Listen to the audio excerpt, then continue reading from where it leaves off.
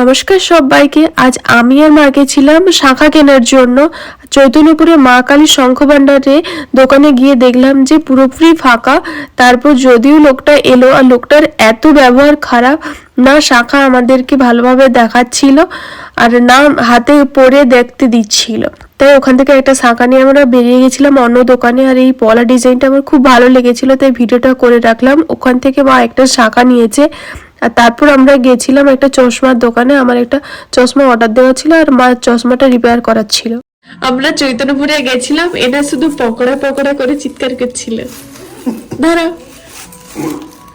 আর কতগুলো জিনিস এনেছি, চাউমিন, কতগুলো ধূপ, ব্ল্যাক স্টোন আর ধনা ধূপ, আর একটা কি কালো কালারের একটা ধূপ।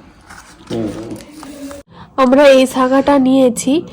আর শাঁখা দোকানিটার ব্যবহার এত বাজে, মানে তোমাদেরকে দোকান, যারা যারা চৈতন্যপুরে থাকো তোমাদেরকে দোকানটা দেখিয়ে দিচ্ছি, পাশে একটা ছবি দিয়ে দেবো।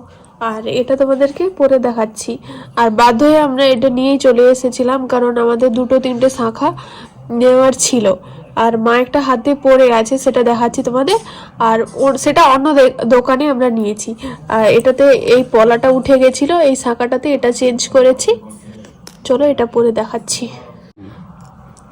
আর মা এটা অন্য দোকান থেকে নিয়েছে, এটা ছোট দোকান কিন্তু ভালো।